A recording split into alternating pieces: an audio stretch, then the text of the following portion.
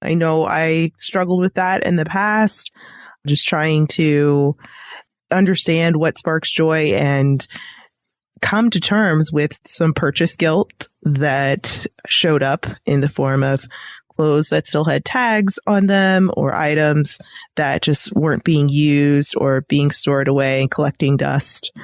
It's tough. It's hard, but it's reality, and it's what needs to happen in order to ignite change. Welcome to Spark Joy, the podcast dedicated to celebrating the KonMari method and the transformative power of surrounding yourself with joy and letting go of all the rest. With your hosts and certified KonMari Consultants, Kristyn Ivy and Karin Sochi. And now, here's the show. What is clutter truly costing you? It may be way more than you think. Today, we will attempt to uncover and put a price tag on the hidden costs associated with delaying your KonMari tidying event. Like many common lifestyle changes, losing weight, getting out of debt, finding a new job, the longer you wait to get started, the more the issue compounds and slowly steals your joy. So it's time to get real and talk about the physical and emotional costs associated with keeping clutter around. But before we get started, it's time for a joy check. Karin, what's sparking joy for you these days? I have to say that this weekend, and it's okay for me to talk about this now because by the time this episode airs, this will have already happened. But this weekend, I'm going home to surprise my mom, a surprise visit.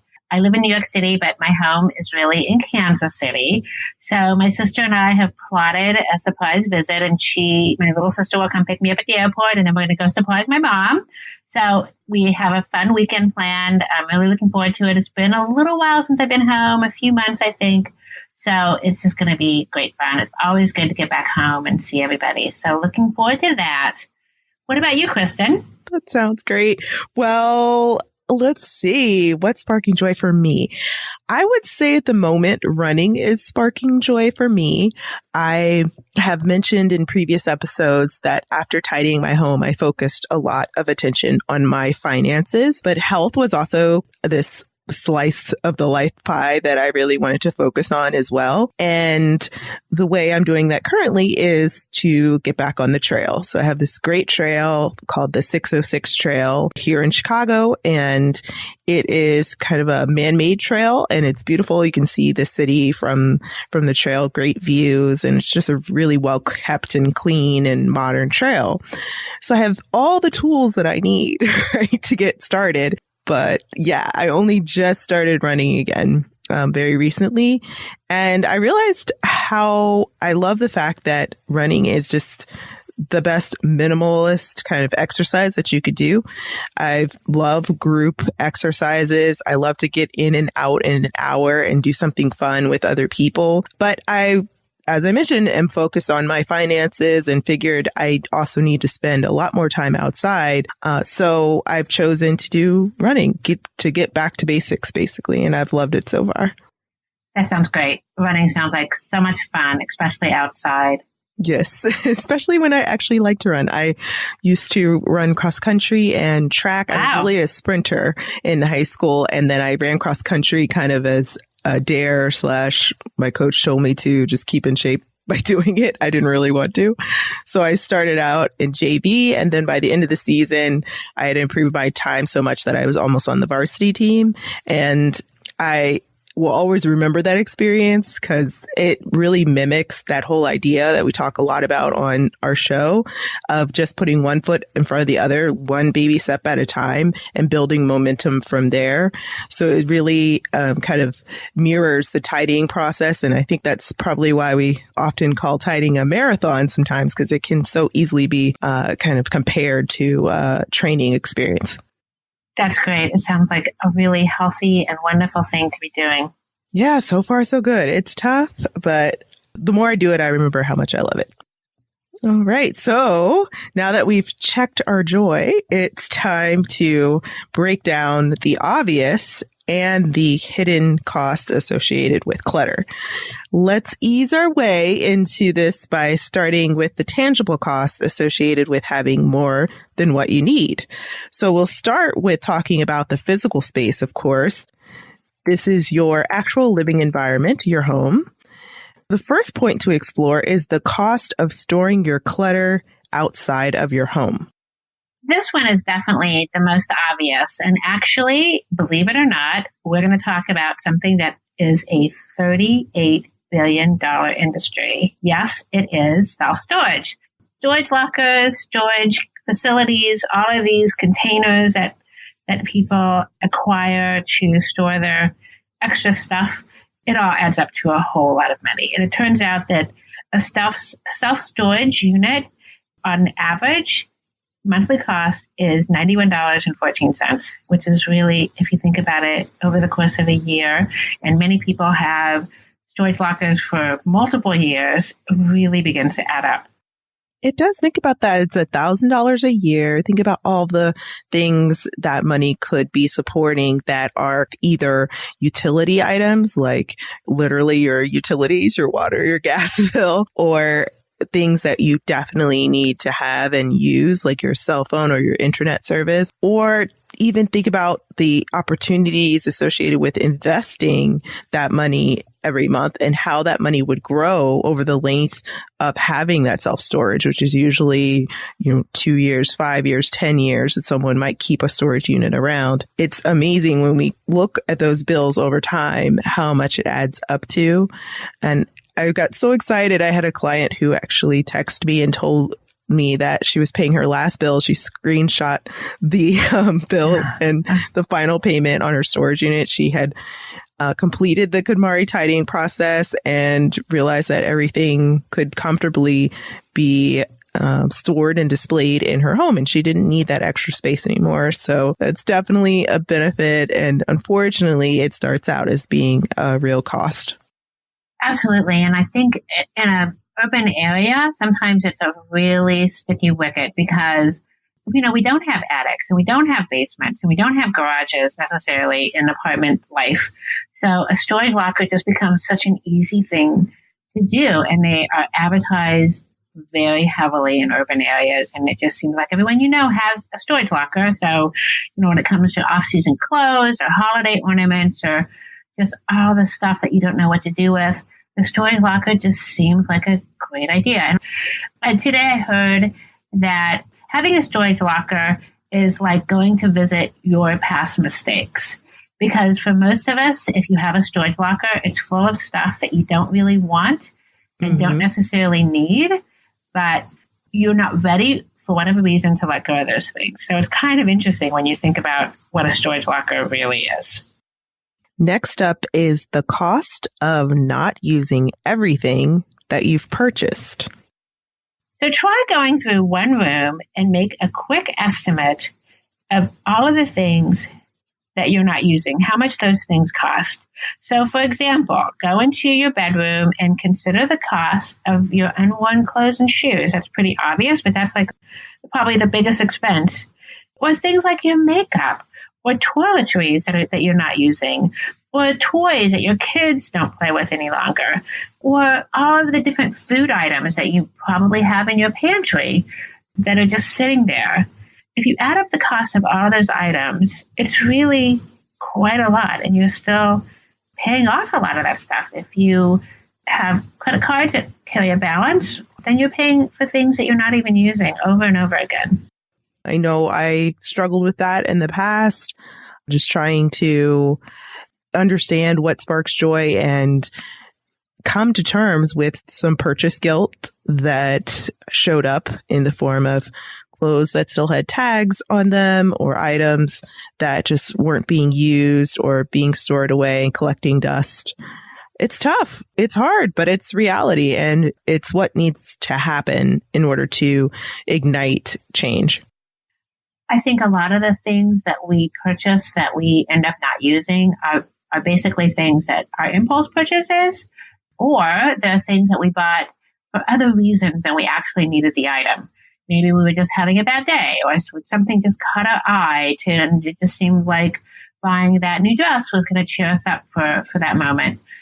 It seems to me that when I think back of the things that I let go of that I had hardly used, I could trace it back to a decision that I made that really had nothing to do with the actual object.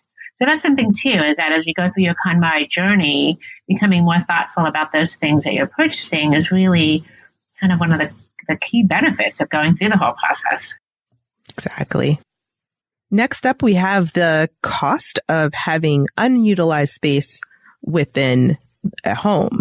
So your stuff is taking up space, but your space itself is way more valuable than your stuff. And Peter Walsh, a professional organizer, has a clutter calculator that helps us actually put a number on what's not using a room or a basement or a sunroom, office, fill in the blank here, how that's impacting our bottom line. So the calculator begins with just taking the value of your home, dividing that by the square footage of your home, and then that equals the value of each square foot.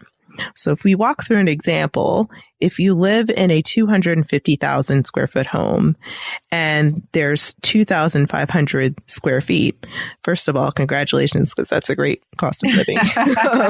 If we use those numbers, it's just a purely example. Your square footage is worth $100. If we take, or if we estimate the rooms that are being occupied by clutter, things that are not being used. So this could be maybe a basement and an extra room. So let's pretend it's about 500 square feet, just for the sake of math here. So then we take the value of the square footage, which is $100, multiply that by the square foot being occupied by things that are not being used. That's 500. So the value of the unusable space is $50,000 compared to that $250,000 that the home is worth. So that's huge. I often think of things like when I work with clients and we go into their kitchen and I look at the appliances that they have on their kitchen counter. And a lot of these appliances could take up a square foot of counter space. And so I'm also, I ask clients, so how often do you use this thing? Oh, once every 2 weeks or never. And that item is taking up a square foot of really valuable space. Mm-hmm. And because we often don't know where to put these things except on the top of the kitchen counter, it just is just underutilized space and incredibly wasted money. Yeah, those flat surfaces are super valuable, whether they're on the floor or the counter or the table. And is your Vitamix sitting on your counter worth $100 a square foot? I don't know. Right. Especially if you're not using it. Yes, for sure. Next up, we have the cost of buying or renting a bigger home to accommodate things that may not spark joy.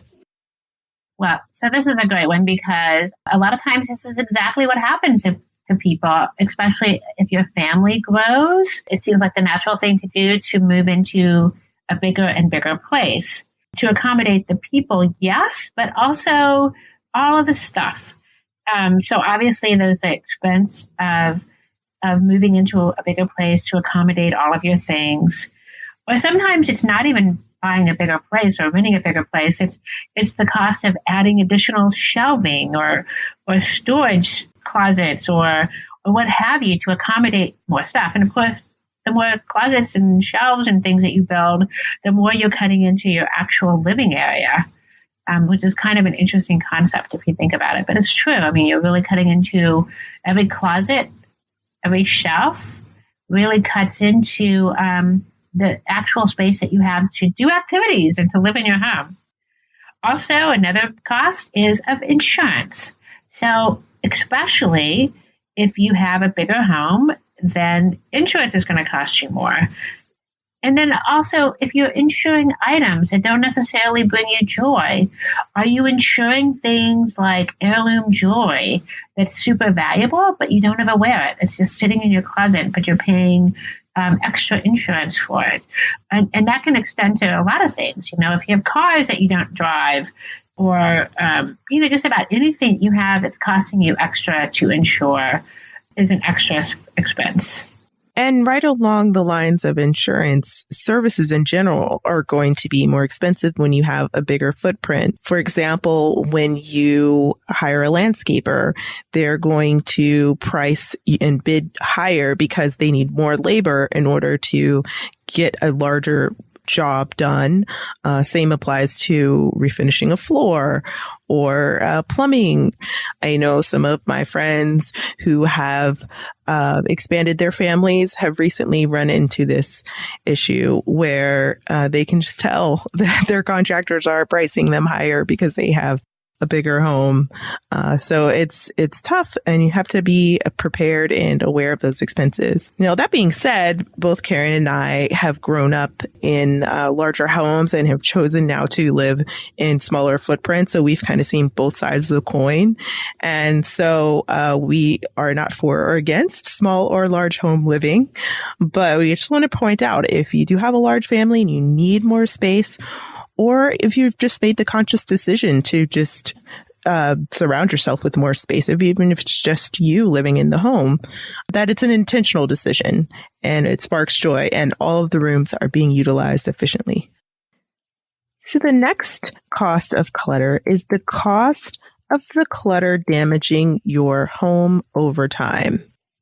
This is probably one that you would not think of without recognizing how deterioration over time, such things as just the weight of clutter, blocking airflow, things like infestations or mold, all of those things that can happen to your items that then have to be repaired or fixed. Just the lack of maintenance that can occur if you have too much clutter to get to the things that need to be maintained in your home. Sometimes you find that there's just like a lot of unfinished business. Things don't get repaired the way that they should because there's just too much clutter to get to those things. Or you may not even be able to see some of the damage because there's too much stuff. A really good example of this is that you're leaving your car out in the elements because there's no room in your garage. So what kind of wear and tear does that cause over time to your car and your home?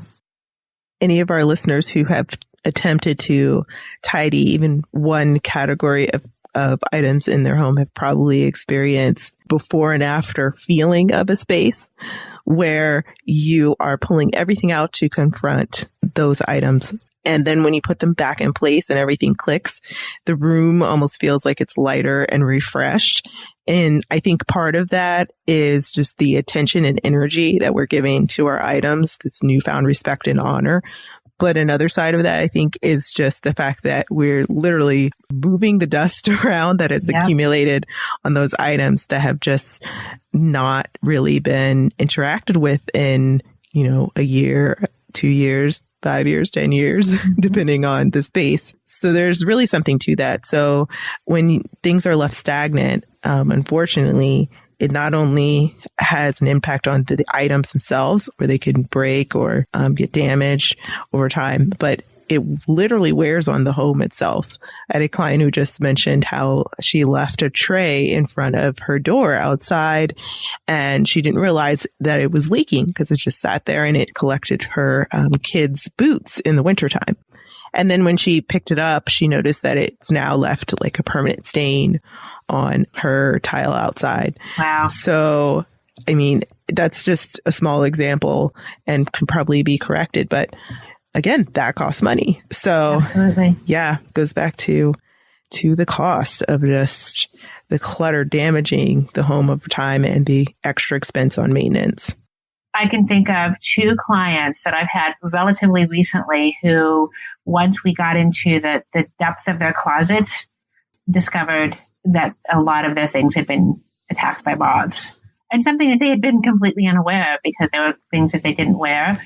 And, it's very sad to see that these things that at one point were beautiful and loved that have fallen victim to moths, which is something that definitely happens if things are left for a long time. And now we'll move from the idea of physical clutter to other kinds of clutter. And this kind of clutter is the clutter that can impact your calendar space or your time and energy.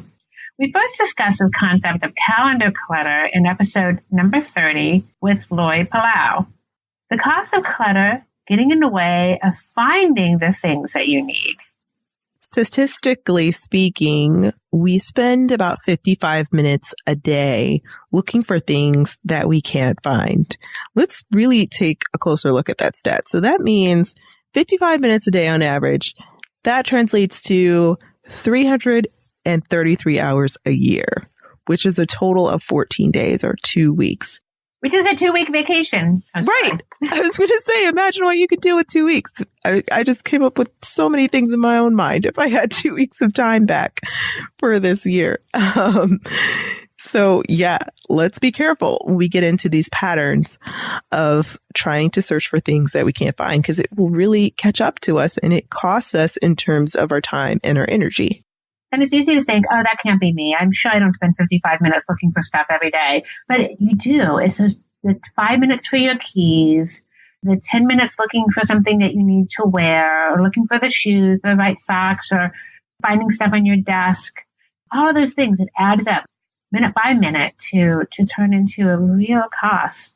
And when clutter is in your way, it's easy to fall into the pattern of forgetting what you already have purchased and then going ahead and purchasing duplicates of the same thing. Then you run into this lack of understanding around how much you have in your home. So just an unclear inventory of the products, whether it be paper towels or earrings or accessories, office supplies. Mm-hmm. It's amazing the things that we have in abundance purely by accident. I recently had a client who moved, and the reason that she decided to reach out to an organizer was because after 6 months, she and her family were living in boxes still. And as we started going through things, she was like, oh, so that's where that was. I had to go buy a new one. Or, oh, this is where these things were. So I've had to go buy, duplicates because I didn't know where things were. That's kind of an extreme, but I think that happens in a lot of ways for people. Next up, clutter can get into the way of doing those things that you truly need to do. America suffers from too much to do syndrome, this constant unproductive preoccupation with all the things that we have to do is one of the things that really takes up our time and our energy. The author David Allen, who wrote the book Getting Things Done, talks a lot about open loops. And he says you've probably made many, many more agreements with yourself than you realize. And every single one of them, big or little, is being tracked by a less than conscious part of you.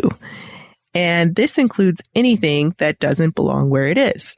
So that could be something as small as the candy wrapper that's sitting on the table that you know you have to get up and pick up and then put in the trash. Or it could be something larger that is out of place in your home, like your laundry.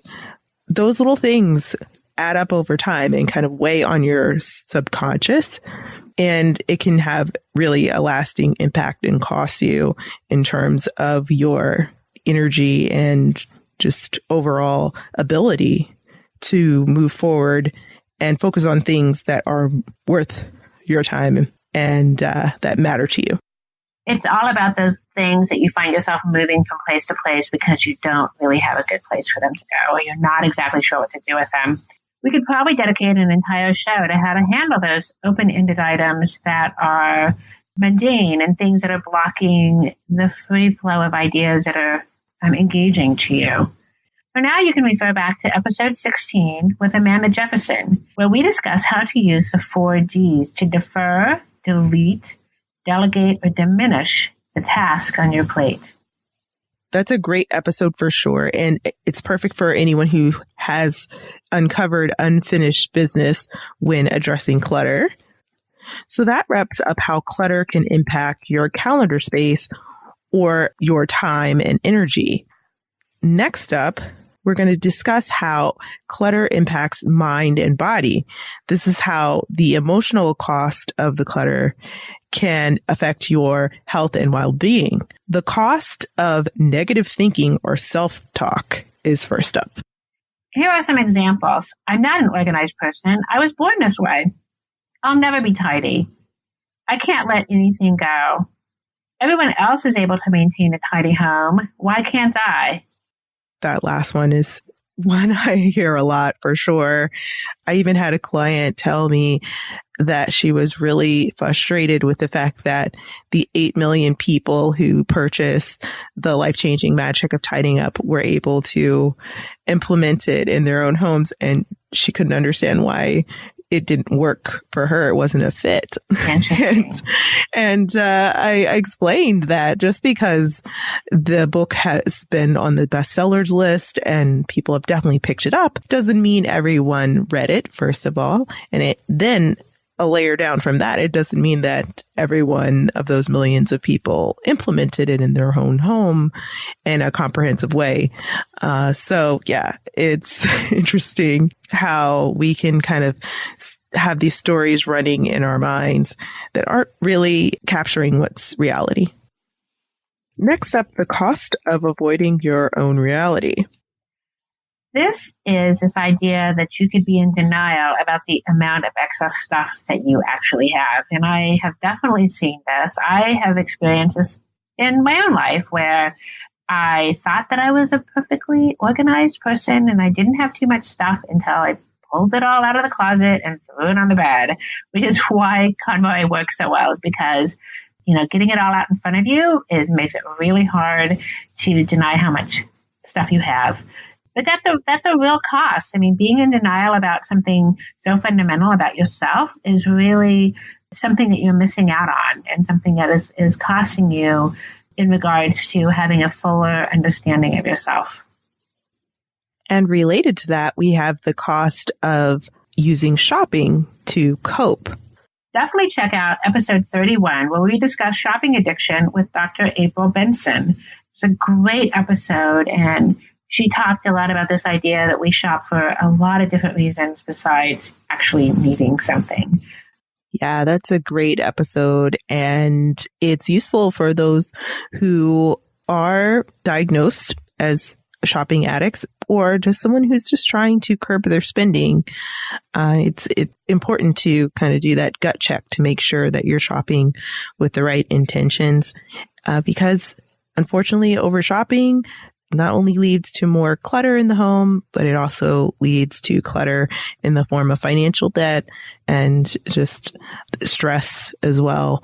So there's big costs there. Right. Next up, we have the cost of linking your self-worth to a certain type of collection or things that are associated with a particular lifestyle. This would involve things like trying to keep up with the Joneses. This idea that life would be so much better if you had that one particular pair of shoes or that one handbag, or those 10 pairs of shoes or those 10 handbags. So what happens if those things disappear, or if all of a sudden, as I've had happen to a couple of clients, they were no longer able to wear the high heels because they had, issues that developed with their feet because they spent so many years wearing high heels. What happens to your self-esteem or your feeling of self-worth if all of a sudden those items aren't fulfilling that need for you? It really is about operating outside of your true values and attaching emotional substance to objects. Yes, and that becomes a bit of a void once the tidying event is all finished up. Unfortunately, if we tie ourselves too much to those things and then we let them go, we now have to figure out kind of a new way of living, a new behavior to fill the void. Maybe stepping out into the community a bit more instead of into the mall. So just something to keep in mind, because unfortunately there is a cost associated with tying ourselves too closely to our things. Which I think is one of the reasons that the vision is so important, because, and especially when you think in terms of like trying to avoid falling back into old patterns, is that the vision allows you to identify yourself in a different state. So by having that vision statement that gives you kind of a roadmap for how you want your life to be going forward, it allows you to say, what things do I want to bring into my life if objects are no longer front and center?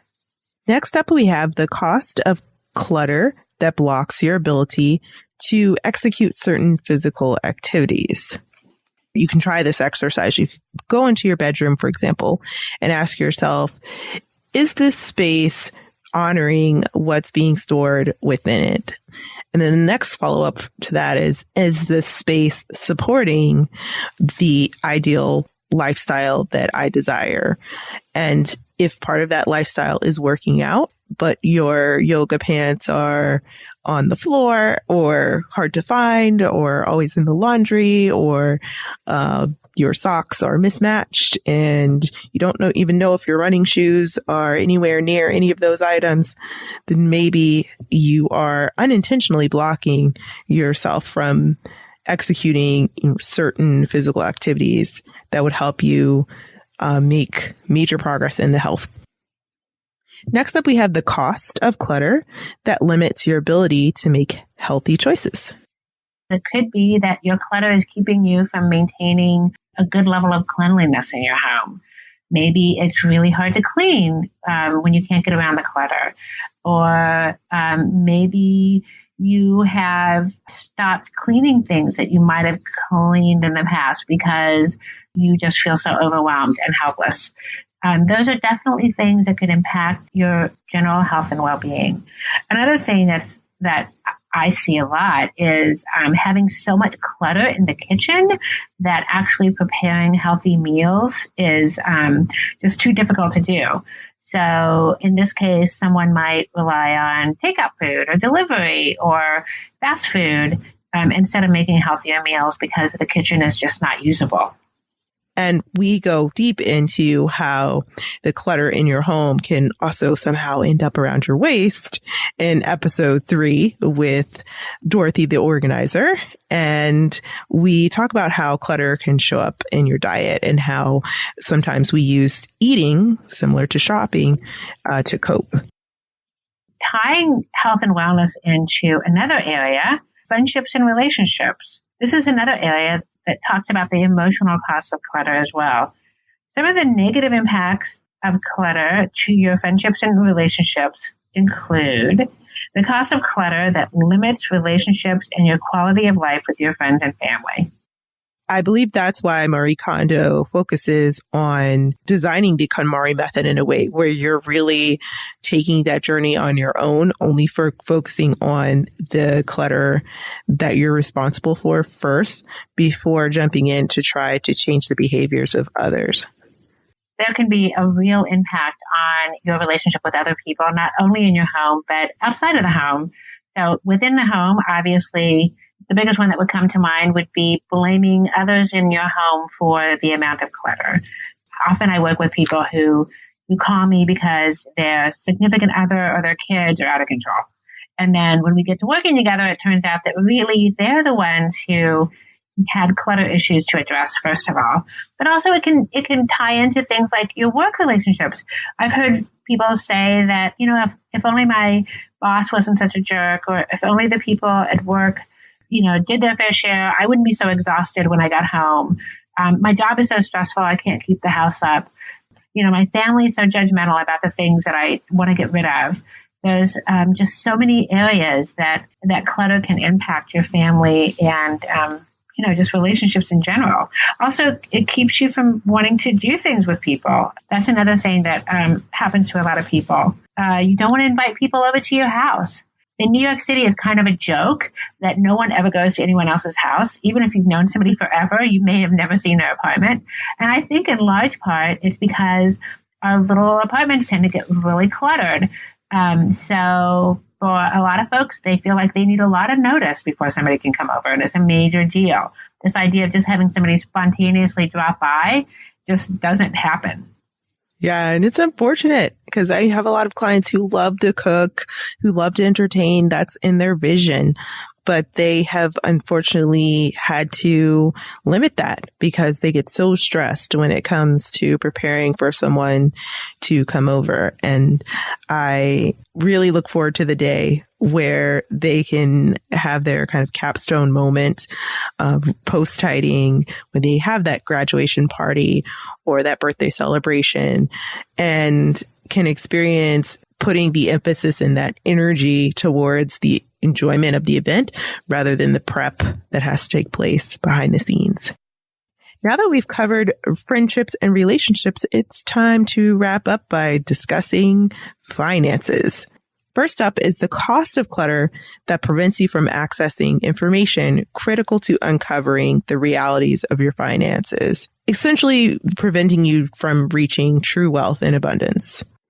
Episode 6 with Tess Wicks helped us declutter our path to wealth. And we've talked a little bit about overshopping and indulging. That also leads to a lot of debt and dishonesty, unfortunately. This can come out in things such as disregard or even denial of spending. So, really not wanting to know what your financial situation is because you are worried or concerned or have some deep-seated belief that if you looked at your credit card bill, it would be disastrous and that you're spending a lot more than you realize. Also, just having your bills and your paper clutter and your financial documents inaccessible so that you're not really sure what your financial situation is at all. And we also have the cost of the clutter that locks you into consumption patterns that lead you to having no choice but to stick with the type of job situation or career choice that may not be even your ideal vision of your career path. I know that this one is particularly near and dear to my heart. I have experienced what some call like the golden handcuffs, when you have that salary, but you also have your spending that's kind of canceling out that salary and therefore tying you to the security of that job that may not be perfect, but you need to stick with it in order to pay for your consumption behavior and habits and shopping. And it really puts you on what is called the hamster wheel. That's what we call that in the FI community, and that's FI, or financial independence. It's a community that I also am embedded in almost as much as the KonMari community. And we'll definitely link to it in the show notes. Be a bit of a rabbit hole to start talking about it today. But it's all about just recognizing that more stuff isn't going to make us happy. But what could make us happy is saving as much as we can and putting money in different investment vehicles to the point where we get to a FI number, as it's called, that would allow us to either retire early or choose and really be empowered to go down a career path that really isn't tied to someone else's decisions, someone else's financial experience or vision. So it's all about shifting to a life of true abundance and not operating from a scarcity mindset. So when you do that, you make desperate decisions, you make irrational decisions. It's all about feeling more empowered, just like we feel more empowered when we tidy and we take ownership of the things in our home. Finally, what about fun and your enjoyment of the joys in life? And most importantly, I think, is that the cost of clutter keeps you from pursuing your life's purpose, from becoming the person that you want to be, kind of tying back into this idea of maybe being wedded to a paycheck, trapped in a situation that is not bringing you fulfillment and joy, that's not helping you to move forward as a human being on this planet with, your one life that you have here. So clutter can keep you from being able to experience all of those great things that being a human being is all about. And that's what KonMari aims to resolve. It aims to help you tackle your home, get a hold of your space, your environment, so that you can then be an extension of a home that you honor and respect, and you can be more grateful, and you can truly put your attention on what you're meant to do, your purpose. We've discussed how much your clutter is costing you, and that's pretty heavy, but we like to end the show on a joyful note. So we're going to talk briefly about ways tidying up KonMari style can pay you back. One really obvious way is finding money during the tidying process. My clients have found cash, gift cards, checks, loose change, you name it. It's like a never-ending scavenger hunt, really, when it comes to literally finding money in your home. That's how fast tidying can pay you back. Another one is that you can actually sell or consign these items and make even more money. Along with this idea that when you're selling your handbags, you definitely want to check all the pockets. I have a good time with some of my clients checking all the pockets of the handbags that they decide they're going to consign. But that's another way, a real specific, concrete way to make money from tidying. And we'll have a future show that talks all about selling and consigning and also donating, which is another way tidying can pay you back. We will dedicate another episode to that. We really look forward to releasing that very soon. And for sure, being able to let go of those extra storage lockers because you've gotten rid of all that stuff that you don't need any longer, and you've found spaces in your home for the things that you truly want to have there. And you're no longer paying that $91.14 a month on average for a storage locker. And you may tidy and realize that you don't need a larger home. You actually could possibly downsize to a smaller space. So that insight is definitely invaluable and will totally impact your pockets. And along those lines, this idea that maybe you're living in a home that's really large, but you live in an area that is not where you really want to be, but it's where you can afford to live.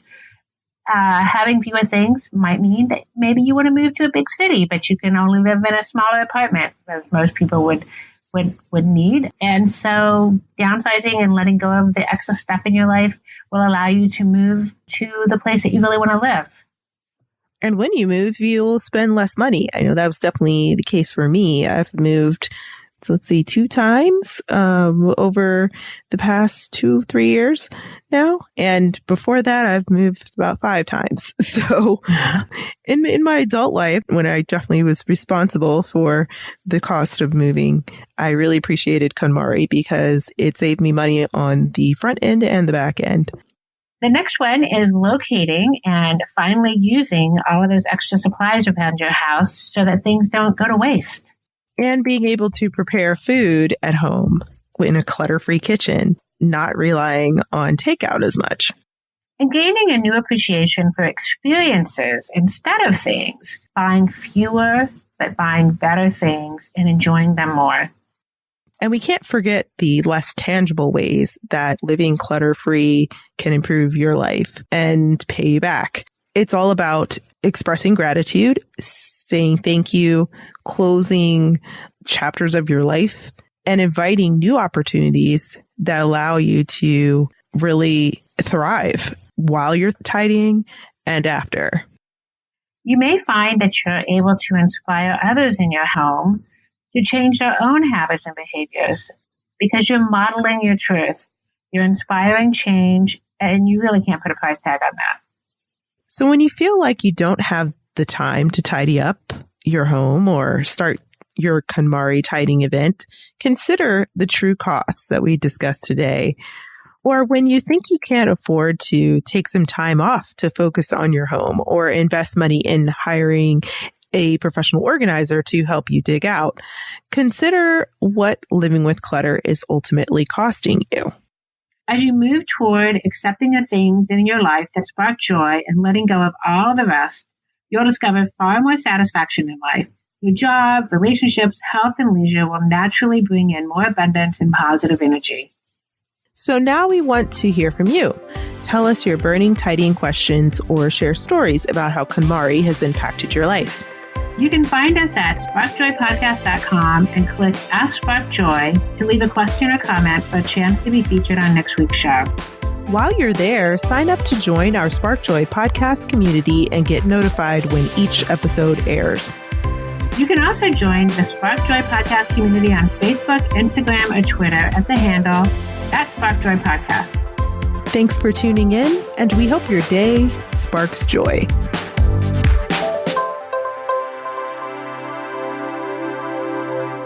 Thank you for listening to Spark Joy with your host, Kristyn Ivy of For the Love of Tidy in Chicago. and Karen Sochi of the Serene Home in New York City.